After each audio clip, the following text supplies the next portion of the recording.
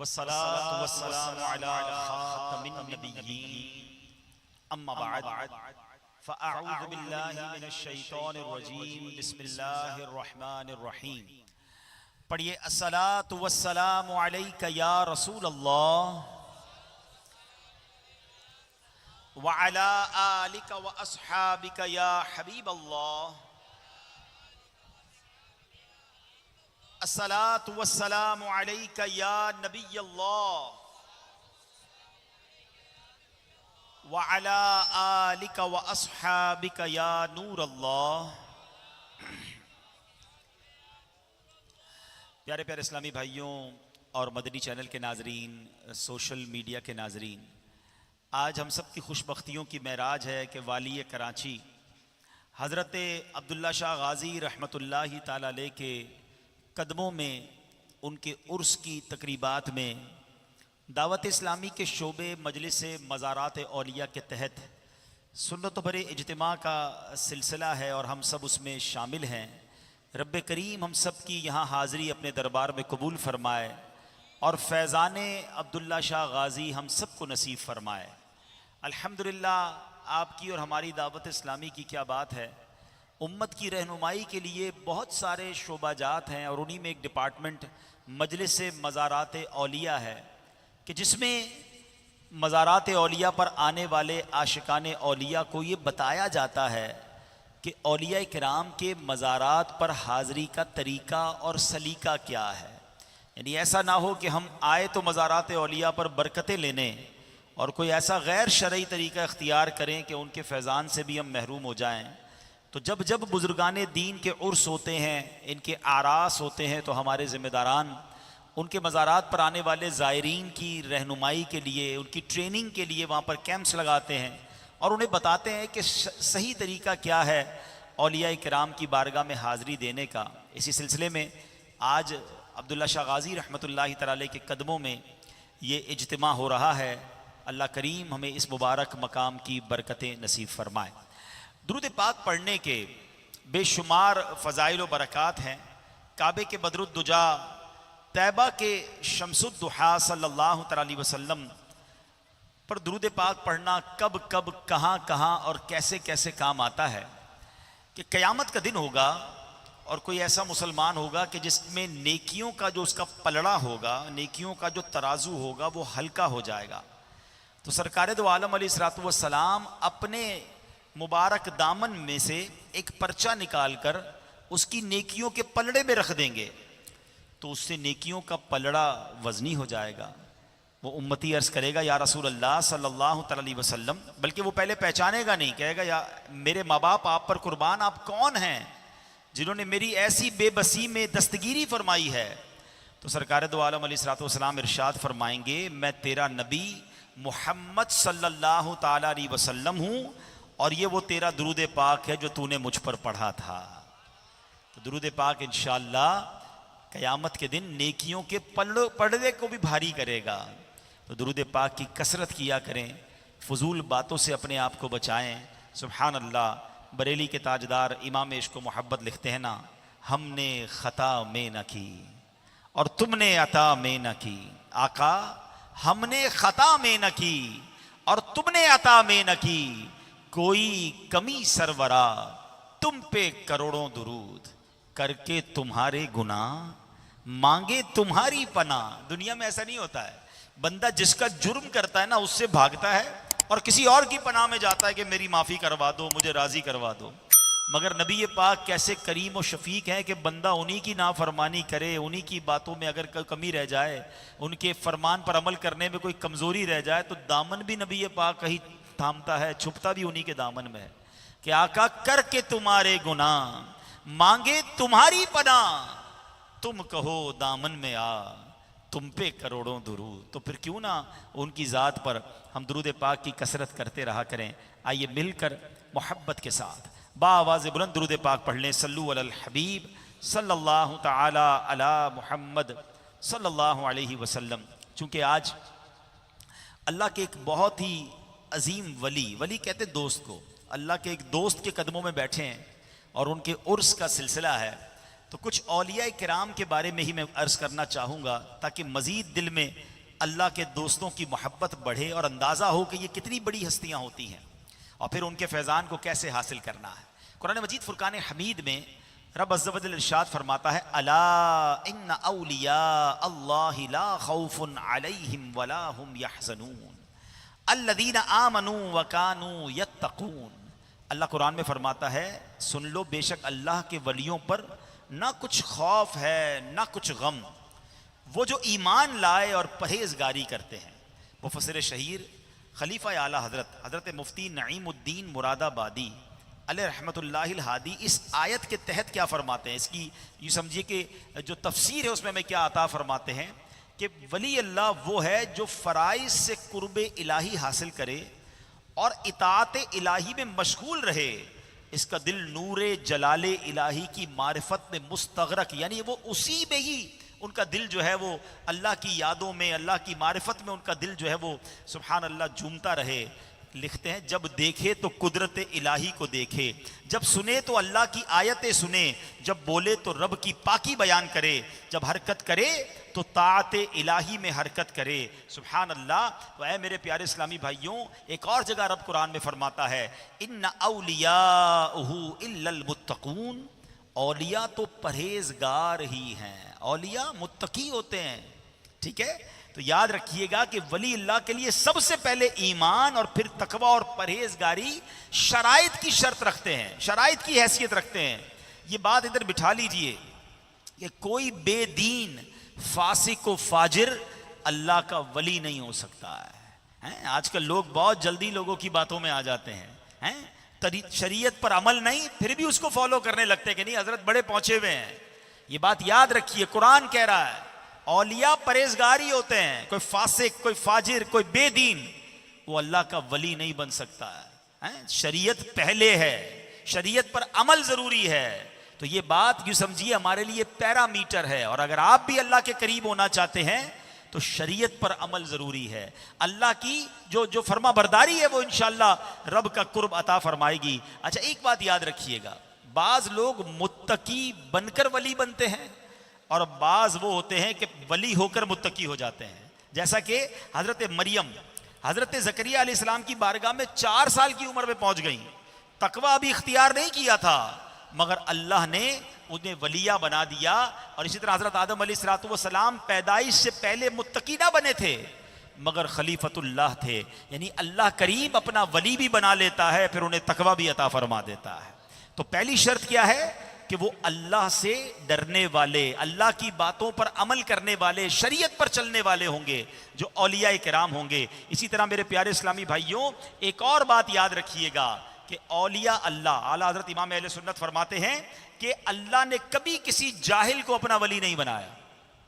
एक तो मुत्तकी होते हैं, दूसरे इल्म वाले होते हैं। अल्लाह ने किसी जाहिल को अपना वली नहीं बनाया, बनाना चाहा तो पहले इल्म दे दिया, उसके बाद वली किया, क्योंकि जो इल्म ज़ाहिर नहीं रखता वो इल्म बातिन कि इसका नतीजा कैसे पा सकता है। तो ये 2 बातें हमेशा याद रखिए कि आलिम वली होता है, कोई वली गैर आलिम वली नहीं हो सकता, कोई ऐसा वली नहीं हो सकता जो मुत्तकी परहेजगार ना हो, शरीयत पर चलने वाला ना हो, वो वली नहीं हो सकता। और जब फिर जिसे रब वली बना ले, अल्लाह जिसे ये मकाम दे दे, तो उसका मर्तबा कैसा है। अब मकाम सुनिएगा, मर्तबा सुनिएगा। हजरत अबू हुरैरा रज़ियल्लाहु ताला अन्हु इस हदीस के रावी हैं, सुभान अल्लाह, और ये सही बुखारी शरीफ की हदीस है। सरकार दो जहां सल्लल्लाहु ताला अलैहि वसल्लम ने फरमाया, अल्लाह अज़्ज़ व जल इरशाद फरमाता है।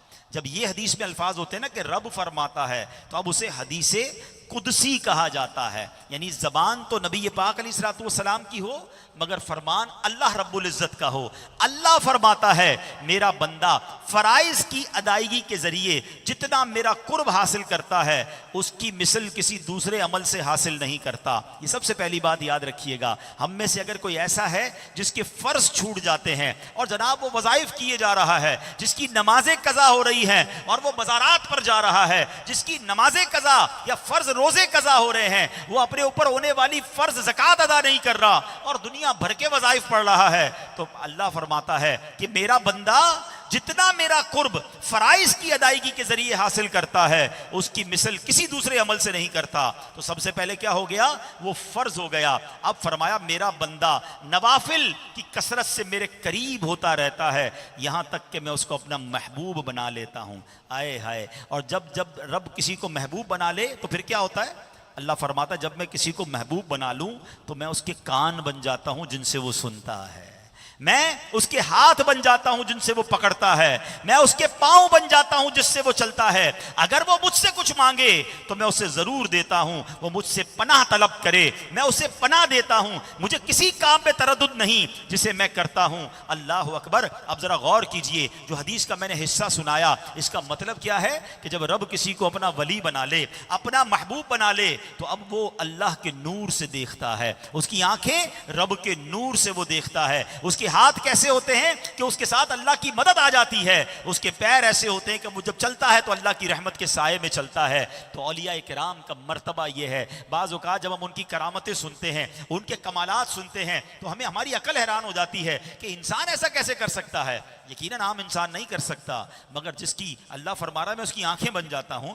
उसके हाथ बन जाता हूं, उसके पैर बन जाता हूं, इसका मतलब क्या है कि मेरी रहमत उसके साथ शामिल हो जाती है, अल्लाह की तरफ से अताएं उस पर बरसना शुरू हो जाती हैं। सुभान अल्लाह। ऐसे बहुत सारे वाकयात हैं कि जब रब की रहमत साथ हो तो फिर कैसे कैसे वाकयात होते हैं। कुछ लोग कंफ्यूज हो जाते हैं कि जनाब करामत कैसे हो सकती है, और करामत का कोई सबूत कुरान और हदीस से दीजिए। चले जनाब, जिन्होंने कुरान पढ़ा होगा, अगर कुरान पढ़ें तो फिर मसला हल हो जाएगा ना पढ़ें और फिर एतराज करें तो बात गलत हो जाती है। कुरान पाक में तो बहुत सारी करामतों का जिक्र है। चले एक बड़ी मशहूर करामत है, अगर जिन्होंने पढ़ा है, बीबी मरियम रदी अल्लाह ताला अन्हा का वाकया। बीबी मरियम जो है, सूरह मरियम में ये वाकया मौजूद है। आप अल्लाह की वलिया हैं, औरत तो नबी नहीं हो सकती ना, नबी से अगर कोई ऐसा अमल हो तो उसे मौजज़ा कहते हैं, और गैर नबी से हो, हैं किसी मुसलमान आप सालेह से हो, नेक मुसलमान से हो, तो उसे करामत कहते हैं। तो बीबी मरियम तो नबी नहीं है, ज़ाहिर औरत तो नबी नहीं हो सकती, आप वलिया हैं। मगर कुरान में क्या उनकी करामत मौजूद है कि आपके पास एक मेहराब के अंदर बेमौसम के फल आते थे, यानी गर्मियों में सर्दियों के फल आते थे, सर्दियों में गर्मियों के फल आते थे। तो हज़रत ज़करिया ने पूछा कि मरियम ये कहाँ से आते हैं? तो कहा मेरे रब की तरफ से आते हैं, ये अल्लाह की अता है। तो ये कुरान में मौजूद है। पढ़े सूरह यूसुफ हैं, तो हज़रत यूसुफ अलैहिस्सलाम ने अपने भाइयों को अपना कुर्ता दिया था ना, कि मेरा ये कुर्ता ले जाओ और मेरे वालिद की आंखों पर रख देना, तो इंशाअल्लाह अल्लाह इसकी बरकत से उन्हें बीनाई लौटा देगा। तो यहाँ तो दो बातें क्लियर हो गई कि करामत भी हुई और तबर्रुक से बरकत लेना ये भी कुरान से साबित हो गया। तो अगर आज भी कोई औलिया अल्लाह, साहबा कराम या खुद नबी पाक अलैहिस्सलाम से निस्बत वाली कोई चीज़ अपने पास रखता है और इस नीयत से रखता है कि मुझे इससे बरकत मिलेगी, तो इंशाअल्लाह बरकत मिलेगी, क्योंकि ये तो कुरान में है ना। लोग कहते हैं क्या ज़रूरत है मज़ार पर जाने की, क्या ज़रूरत है जाकर दुआएं मांगने की, अल्लाह से मांगना है कहीं से भी मांग लो। तो मुझे जवाब दीजिए, हज़रत याकूब अलैहिस्सलाम के लिए हज़रत यूसुफ अलैहिस्सलाम मिस्र से ही दुआ कर देते कि या अल्लाह मेरे वालिद की बीनाई वापस लौटा दे। क्या ज़रूरत थी अपना कुर्ता भेजने की, और क्या ज़रूरत थी ये कहने की कि कुर्ता उनकी आंखों पर रख देना। सुभान अल्लाह। तो कुरान से साबित हो रहा है कि औलिया इकराम का फैज़ान कैसे जारी होता है। अब आओ हदीस का रेफरेंस भी याद ले लें ताकि हर तरह से जहन क्लियर हो जाए। हदीस है शरा मिशकातुल मसाबी में ये मौजूद है, मिरकातुल मफाती में। सुनिएगा, हज़रत उमर फारूक रदी अल्लाह तआला अन्हु ने दरियाए नील को, दरियाए नील में एक रिवाज था, और वो रिवाज ये था कि उस ज़माने के लोग हर साल एक लड़की को बड़ा अच्छा तैयार करके उस दरिया में डुबो देते थे, और उनका मानना यह था कि जब तक हर साल एक लड़की इस दरिया में ना डुबोई जाए ये दरिया जारी नहीं होता, ये खुश्क हो जाएगा।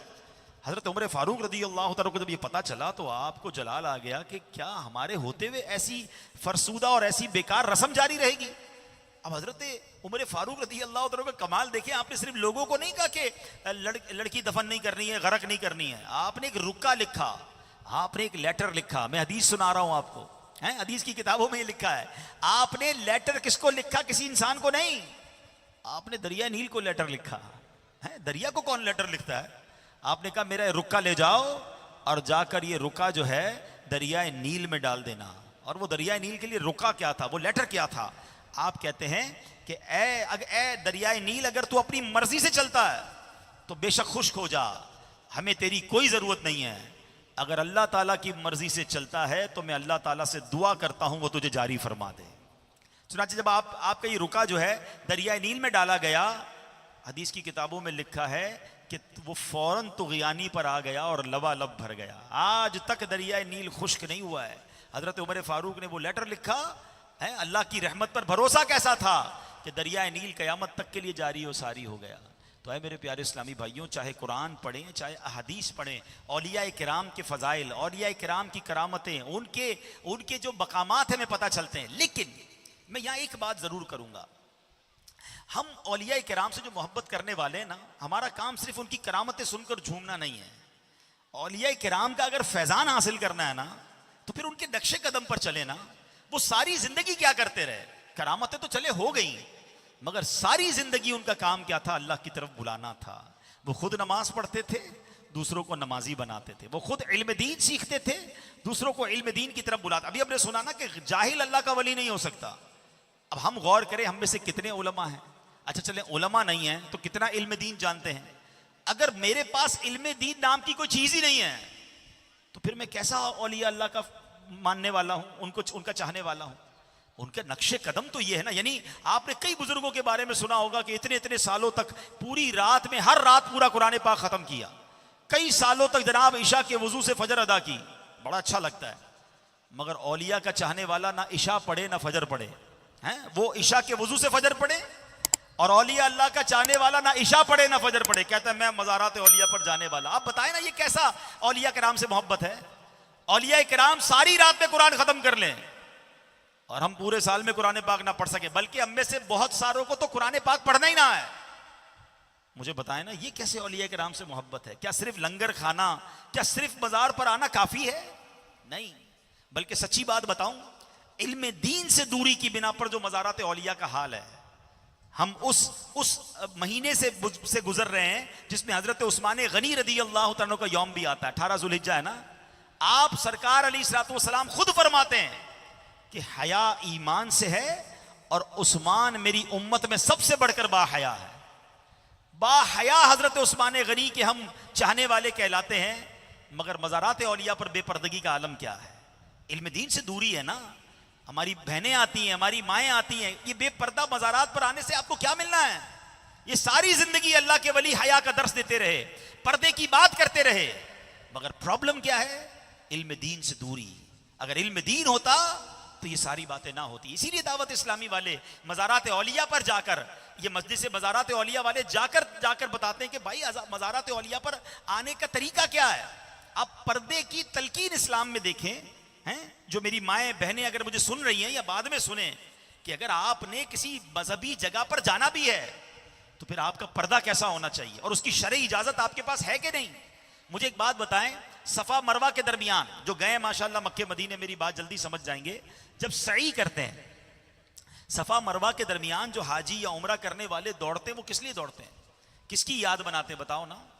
हैं, एक खातून ही थी ना, बीबी हाजरा रदी अल्लाह ताला अन्हा, माँ दौड़ी थी अपने बच्चे के लिए पानी लेने के लिए। अब उस जगह पर एक ग्रीन लाइट्स आती हैं जिसको मैलैन अख्दरैन कहा जाता है, उसके दरमियान बीबी हाजरा दौड़ी थी।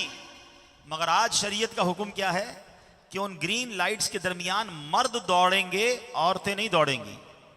सवाल बनता है, हजरत औरत ही की अदा है, जब वो दौड़ी थी तो आज औरतें क्यों नहीं दौड़ती? वो पैदल चलेंगी, मर्द दौड़ेंगे।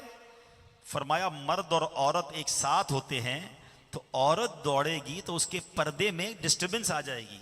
मर्द और औरत साथ दौड़ेंगे तो औरत के कुछ मामलात ऐसे हैं कि वो दौड़ेगी मर्दों के साथ तो उसके पर्दे में मामला खराब हो जाएगा।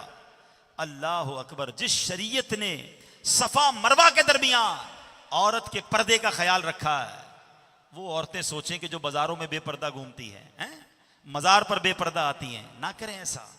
ऐसा ना हो कि आप तो आ रही हैं बरकत समझकर और कहीं गुनाहगार होकर ना जा रही हो। इसी तरह मेरे जो भाई हैं जो यहाँ पर आते हैं, मज़ारात पर आए, लेकिन उसका तरीका है ना, अदब के साथ आए, कुरान पाक पढ़ें, जिक्र व अस्कार करें, मगर नमाज के वक्त नमाज भी तो पढ़ें।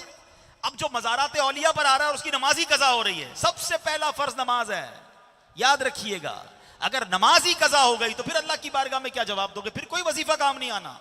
किबला शेख तरीक़त अमीर अहले सुन्नत बड़ी प्यारी बात फरमाते हैं कि बालिग मुसलमान मर्द और औरत के लिए सबसे अफजल वजीफा 5 वक्त नमाज है। ये सबसे अफजल वजीफा है। पहले तो नमाज की पाबंदी है ना। अभी आपने क्या सुना है कि शरीयत के पाबंदी के बगैर कोई अल्लाह का वली नहीं बन सकता।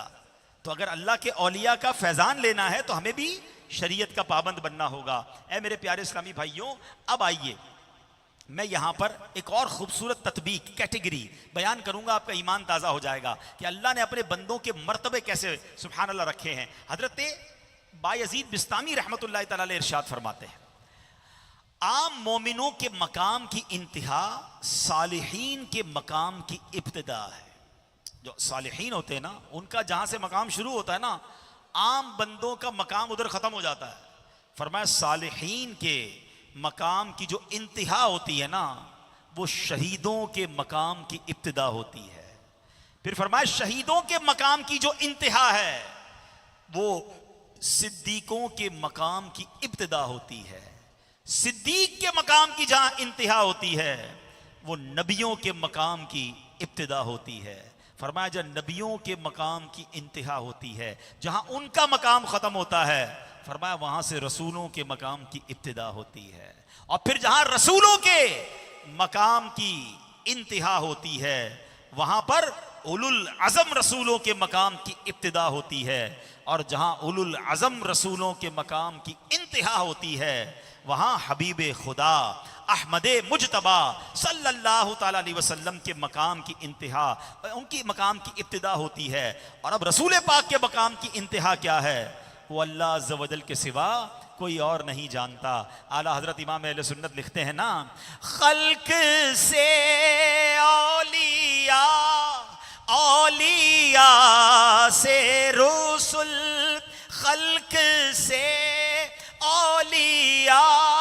औलिया से रसूल, और रसूलों से आला हमारा नबी सबसे औला। सुभान अल्लाह, सुभान अल्लाह। अच्छा, यहां एक और बात भी कि कुछ लोग समझते हैं कि जनाब वली के लिए करामत दिखाना जरूरी है। यकीनन औलिया किराम से करामतें होती हैं, मगर किसी वली के लिए करामत बताना, करामत दिखाना या उसमें करामत होना ये लाजमी नहीं।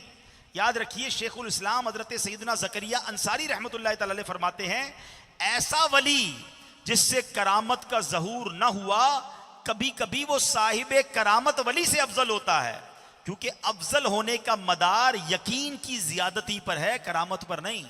तो करामत अल्लाह का वली होने के लिए भी जरूरी नहीं। ये अलग बात है, अल्लाह पाक उनको ऐसी निशानियां अता फरमा देता है कि जिससे लोगों का ईमान मजबूत हो जाए। अब आइए बात करते हैं जिस अजीम हस्ती के कदमों में हम हाजिर हैं, अब्दुल्ला शाह गाजी रहमतुल्लाहि तआला अलैह। जरा इनका तारुफ सुन लीजिए। बरसों से अब्दुल्ला शाह गाजी रहमतुल्लाहि तआला के मज़ार पर आ रहे हैं। हमारी भी पैदाइश कराची की है, जब छोटे से थे जब से हज़रत के कदमों में आ रहे हैं।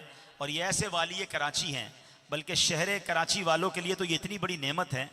मुझे अच्छी तरह याद है जब हम छोटे से थे और क्लिफ्टन में रहते थे, कराची में जो बुज़ुर्ग बैठे हैं उनको पता होगा कि कई बार शहर कराची में तूफ़ान का ऐलान हुआ, वार्निंग जारी की गई। एक साल तो ऐसा था, मेरा ख्याल है कम से कम 25 साल तो हो गए होंगे इस बात को, या 30 साल हो गए होंगे, कि हम घर पे थे, रमज़ान का महीना था। फजर की नमाज के बाद मस्जिदों से ऐलान हुआ कि तमाम लोग ये इलाका छोड़ के चले जाएं, कराची में बहुत शदीद तूफ़ान आने वाला है। मगर सुभान अल्लाह, फिर थोड़े अरसे के बाद इतला आई कि तूफ़ान का रुख मुड़ गया है। और ये कई बार कराची में हुआ। तो सुभान अल्लाह, जब ऐसे निगहबान मौजूद हों, अल्लाह पाक ने समुंदर के किनारे पर, अगर आप गौर करें ना, तो कराची को सुभान अल्लाह औलिया किराम ने कैसा घेरा हुआ है। मज़ा केमाड़ी जाएं तो गायब शाह बाबा मौजूद हैं, जट्टी है ना, पानी है। आगे जाएं मनोड़ा तो वहाँ पर यूसुफ शाह बाबा मौजूद हैं। इधर आ जाएं तो अब्दुल्ला शाह गाजी रहमतुल्लाह तआला अलैह मौजूद। जिधर जिधर कराची में आप समुंदर के किनारे देख लें, सब जगह आपको औलिया किराम जलवा फरमा मिलेंगे। ऐसा लगता है औलिया किराम ने कराची को अपने हिसार में लिया हुआ है। चाहें तो इशारों से अपने काया ही पलट दे दुनिया की। हैं, ठीक है, मानने वाले ना माने, जिनको नहीं मानना वो उनका मसला है। हम अल्लाह, जब अल्लाह पाक अपने दोस्तों को इख्तियार दे तो हम कौन होते हैं एतराज करने वाले हैं। चाहे तो इशारों से अपने काया ही पलट दें दुनिया की। ये शान है उनके गुलामों की, सरकार का आलम क्या होगा। हैं, तो आओ जनाब अब्दुल्ला शाह गाजी रहमतुल्लाह तआला अलैह से फैजियाब होने वालों, जरा उनका तारुफ भी सुन लो, और फिर आखिर में उनके नक्शे, उनकी कुछ आदतें, ताकि जिससे हम भी उस पर अमल करने वाले बन जाए। हज़रत अब्दुल्ला शाह गाजी रहमतुल्लाह तआला अलैह इनका पूरा नाम है सैयद अब्दुल्ला शाह गाजी अल अश्तर। 98 हिजरी में आप इस दुनिया में तशरीफ लाए, यानी पहली हिजरी में आप इस दुनिया में तशरीफ लाए। आपने मदीना मुनव्वरा में आंख खोली। आए हाय, आपकी पैदाइश कहाँ हुई है? मदीना मुनव्वरा में। हज़रत अब्दुल्ला शाह गाजी अहले बैत अतहार के घराने से हैं। आपके वालिद का नाम सैयद मोहम्मद नफ्स ज़किया, जो कि इमाम हसन रदी अल्लाह तआला अन्हु के पोते हैं, और हज़रत अब्दुल्ला शाह गाजी हसनी हुसैनी सैयद हैं।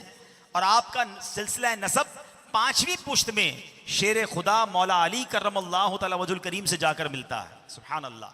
आप के बारे में आता है कि आपके तालीम व तरबियत आपने आपके वालिद गिरामी के ज़ेर साया मदीना मुनव्वरा में हासिल की। आप इल्म हदीस में माहिर थे, आप में इल्म के जौहर मौजूद थे, और आपने अपने इल्म की रोशनियों से कई लोगों को मुनव्वर किया। अभी इल्म की बात हो रही थी ना, कि इल्म सीखना चाहिए। हज़रत अब्दुल्ला शाह गाजी भी इतने बड़े आलिम थे। आप सिंध में 12 बरस तक इस्लाम की तबलीग में मसरूफ़ रहे, और आप ही की बरकत से हज़ारों सैकड़ों लोगों ने इस्लाम कबूल कर लिया। ए कराची वालों, सिंध वालों, ये औलिया किराम का फैज़ान है। लोग कहते हैं औलिया किराम की तो बात ही ना करो, हैं? पाकिस्तान वाले कैसे भूल सकते हैं? हमारे पास तो अंबिया किराम नहीं आए ना। अंबिया किराम के बाद फैज़ान है, एहसान है सहाबा किराम का, और सहाबा किराम के बाद औलिया किराम ने यह दीन पूरी दुनिया में पहुंचाया। कैसे भूल जाए ख्वाजा गरीब नवाज को? हिंदुस्तान की सरजमीन पर गए, सुभान अल्लाह, 90 लाख गैर मुस्लिमों को मुसलमान कर दिया। पाकिस्तान पर एहसान है दाता हुजूर का। पाकिस्तान आए बाबा फरीद, पाकिस्तान आए हमारे अब्दुल्ला शाह गाजी रहमतुल्लाहि ताला अलैह, इनके आने से लोग मुसलमान हुए। आज मैं और आप घर बैठे मुसलमान हुए। हमने क्या कोशिश की है? हम तो पैदा हुए तो माँ बाप मुसलमान थे, कानों ने पहली आवाज अल्लाहु अकबर सुनी, अजान की। हमने तो कोई मार नहीं खाई मुसलमान होने के लिए। मगर जिनकी बरकत से मैं और आप मुसलमान हैं, क्या उनको भूल जाएं? क्या उनके फैजान को भूल जाएं? ये औलिया किराम हैं जिन्होंने इस धरती पर इस्लाम को पहुंचाया। और सुनिए, अंदरून सिंध में जो आपकी यानी पाकिस्तान के इलाके में जो आपकी आमद हुई, यकीनन उस वक्त पाकिस्तान नहीं था, मगर ये धरती तो मौजूद थी ना। आप दूसरी हिजरी में यहाँ तशरीफ लाए, और आप इस इलाके में यानी सिंध में दाखिल होने वाले पहले सादात कराम के घराने से आने वाले मुबल्लिग थे। 20 जुल्हिज्जा 151 हिजरी में आपकी शहादत हुई, और इसी इलाके में क्लिफ्टन में आपका मज़ार है। और सुभान अल्लाह, आप 760 ईस्वी में 400 अफराद के काफिले पर मुश्तमिल लोगों को लेकर जब सिंध में आए थे, तो सुभान अल्लाह, ये कदम जब इनके यहाँ लगे तो इस्लाम की बहारें आ गईं। अल्लाह करीम तुरबत अब्दुल्ला शाह गाजी रहमतुल्लाहि तआला अलैह पर अपने करोड़ों अनवार तजल्लियात की बारिश बरसाए। आपके बहुत सारे करामात हैं, मगर एक बड़ी मशहूर करामत यह है कि जब आपका यहाँ इंतकाल हो गया ना, तो आपके मुरीदीन ने आपके मज़ार को घेर लिया, और कहीं दुश्मन आपके मज़ार को निकाल कर ना ले जाए आपकी मैयत को, क्योंकि आपको शहीद किया गया था। तो आपका मज़ार यहाँ ऊंचाई पर था, अब तो सीढ़ियाँ वगैरह बन गई हैं, पहले यहाँ पहाड़ था और यहीं तक पानी भी था। तो आपने अल्लाह की बारगाह में दुआ की कि या अल्लाह, हमें बार बार पहाड़ चढ़ना पड़ता है, यहाँ पानी नहीं है, क्योंकि हर तरफ समुंदर था। तो सुभान अल्लाह, आप रहमतुल्लाहि ताला अलैह किसी मुरीद के ख्वाब में तशरीफ़ लाए और फरमाया, अल्लाह करीम ने तुम्हारी दुआ कबूल कर ली है। अपने इशारा फरमाया कि इस जगह जाकर कुआं खोदें, मीठा पानी निकलेगा। ये 2 हिजरी में पानी का कुआं खोदा गया है। आज 1200 साल से ये मीठे पानी का कुआं जारी है। आज भी लोग यहाँ से पानी लेके जाते हैं ना। आप जरा गौर करें कि चारों तरफ समुंदर हो और बीच में से मीठा पानी निकल आए, तो ये अल्लाह वालों की शान होती है। और ये करामत आप आज भी देख सकते हैं, और इससे बरकतें लूटने वाले लूट रहे होते हैं, वापस आते हैं। अब सीखना क्या है? आप इल्म दीन फैलाने वाली शख्सियत थे। क्या हमें इल्म दीन आता है? मैं हाथ नहीं उठवाऊंगा, मगर ए मज़ारात औलिया पर आकर फैज़ान लूटने वालों, क्या नमाज के फ़राइज़ मालूम हैं? सबसे पहला फ़र्ज़ तो नमाज है ना। क्या नमाज की शराइत हमें मालूम है? क्या हमें गुस्ल और वज़ू के फ़राइज़ मालूम हैं? क्या नमाज जनाजा का तरीका आता है? क्या हम में से ऐसे लोग हैं जिनको पूरा कुरान तजवीद के साथ, मखारिज के साथ पढ़ना आता हो? अगर नहीं आता तो आप खुद सोचें कि मैं जिसके कदमों में आया हूँ, ये मौला अली की औलाद है। और मौला अली कौन है कि नबी पाक अलैहिस्सलाम फरमाते, मैं इल्म का शहर हूँ और अली उसका दरवाज़ा है। हम उस अजीब शख्सियत के कदमों में मौजूद हैं, और हम इल्म दीन से इतना दूर हैं। नहीं मेरे प्यारे इस्लामी, ये दावत इस्लामी वाले आपके पास मौजूद हैं। ये मदनी काफिलों में ले जाते हैं आपको, ये कभी आपको नमाज कोर्स करवाते हैं, कोई पैसे भी नहीं लेते आपसे। आइए इस मदनी माहौल से वाबस्ता हों, नमाजें सीखें, तिलावत सीखें, इल्म दीन सीखें। वल्लाह आप इल्म दीन सीखें, फिर देखें औलिया किराम का कैसा फैज़ान हासिल होता है। और दूसरी बात क्या सीखनी है? अब्दुल्ला शाह गाजी कहां पैदा हुए थे, कौन बताएगा? कहां पे, जोर से बताइए। मदीना मुनव्वरा में। मजार कहां है? कराची में। ये अकेले अब्दुल्ला शाह गाजी नहीं है। अब आप मेरी बात सुनिए, अब आप दुनिया में कहीं भी मजार पर जाए ना, तो ये चेक कीजिएगा कि साहिब मजार की पैदाइश कहां की है। दाता हुजूर लाहौर के नहीं हैं, बाबा फरीद पाकपतन में पैदा नहीं हुए हैं, बाहुद्दीन जकरिया मुल्तानी मुल्तान में पैदा नहीं हुए, ये कहीं और पैदा हुए, किसी और मुल्क में थे, दीन फैलाने के लिए आए, ऐसा सफर किया कि वापस ही नहीं जा सके। मैं और आप दीन के लिए क्या कर रहे हैं? नेकी की दावत दे रहे हैं, अमर बिल मारूफ व नहीं अनिल मुनकर। ये फरीजा है हम पर कि हम दूसरे लोगों तक दीन पहुंचाएं, उन्हें अल्लाह रसूल का पैगाम पहुंचाएं। अगर औलिया से औलिया की बरकतें लेनी है ना, तो उनके नक्शे कदम पर चलें। आज के दौर में ये दावत इस्लामी का माहौल है, कभी 3 दिन, कभी 12 दिन, कभी 1 महीने के मदनी काफले में ले जाते हैं। अरे यही तो औलिया ने किया, हमें तो 3 दिन बाद वापस आने का मिलता है, ये तो वापस ही नहीं जा सके। ये तो आए थे सोच करके वापस नहीं जाना है। हमारा क्या होता है, हमारे दादा जिस कब्रिस्तान में, वालिद साहब भी उसी कब्रिस्तान में, हम भी उसी कब्रिस्तान, हमने पहले ही प्लान किया होता है। अल्लाह वाले निकल जाते थे, फिर वापस नहीं आते थे, और ये सहाबा इकराम ने भी किया। मुझे बताएं ना, सहाबा इकराम अलैहिम रिदवान में, चले आप में से कुछ लोगों की इंशाअल्लाह वो कहते हैं ना मालूमात में भी इजाफा होगा। सहाबा इकराम अलैहिम रिदवान, मदीना मुनव्वरा के कब्रिस्तान में कितने सहाबा हैं? तकरीबन 10,000 सहाबा इकराम के मज़ारात हैं। मगर आपको पता है हज्जतुल विदा के मौके पर मेरे आका के खुतबे में कितने सहाबा थे? 1,24,000 सहाबा थे। तो 10,000 मदीना मुनव्वरा में, बाकी कहां गए? बाकी पूरी दुनिया में फैल गए इस्लाम पहुंचाने के लिए। हम कब खिदमत करेंगे? हमारे सामने बुराइयां होती हैं, हमारे माथे पे बल नहीं आता। मैं आखिरी हदीस सुना देता हूं, एक आखिरी रिवायत सुन लीजिए, फिर इंशाल्लाह बयान खत्म करते हैं। मनकूल है कि अल्लाह ताला ने हजरत यूशा बिन नून अला नबीना वालेस्सलाम पर वही भेजी कि आपकी कौम के 1,00,000 आदमी अजाब से हलाक किए जाएंगे, जिनमें से 40,000 नेक हैं और 60,000 बद यानी बुरे हैं।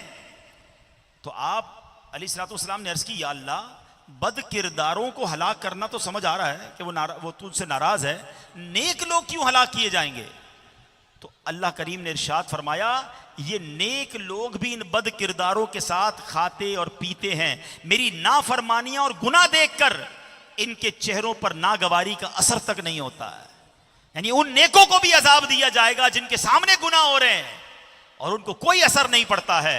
ऐ मेरे प्यारे इस्लामी भाइयों, आइए हदीस पाक सुनिए। सरकार दो आलम अलैहिस्सलाम का फरमान इबरत निशान है, जब तुम में से कोई बुराई देखे, उसे चाहिए कि बुराई को अपने हाथ से बदल दे, और जो अपने हाथ से बदलने की कुव्वत ना रखे, उसे चाहिए अपनी जबान से बदल दे, और अगर उससे जबान से बदलने की भी इस्तिताअत ना रखे, तो उसे चाहिए कि दिल में बुरा जाने, और ये कमजोर तरीन ईमान की अलामत है।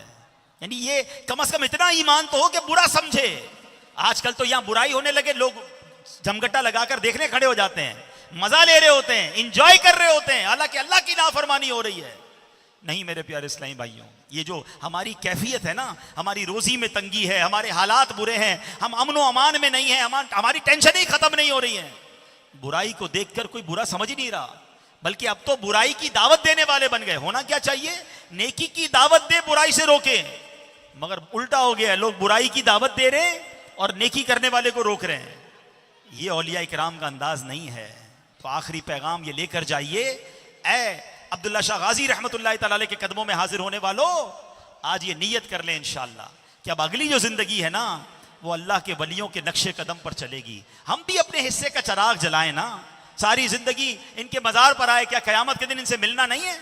हमारी दुआ है कि अल्लाह हमारी इनसे मुलाकात करवाए, गौसे पाक से हमें मिलना है इंशाअल्लाह। इमाम हुसैन के कदमों में कयामत के दिन हाजिरी देनी है, जिनका सारी जिंदगी नाम लिया, दाता हुजूर से इंशाअल्लाह मुलाकात करेंगे। गरीब नवाज के कदमों में जाएंगे, देखे तो सही अल्लाह के वली कैसे हैं।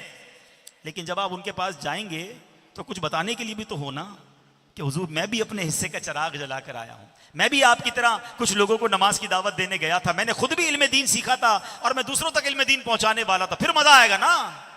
तो आओ आज से इनके नक्शे कदम पर चलना शुरू कर दें। तो दावत इस्लामी के दीनी माहौल से वाबस्ता हों, हफ्तावार इज्तिमा में शिरकत करें, मदनी काफ़िलों में सफ़र करें। रब्बे करीम से दुआ है कि अल्लाह करीम हम सबको इल्म दीन सीखने वाला बनाए और दावत इस्लामी के मदनी काफ़िलों का मुसाफिर बनाए। आमीन बिजाहिन नबील अमीन सल्लल्लाहु तआला अलैहि वसल्लम। सल्लू अलल हबीब। सल्लल्लाहु अलल हबीब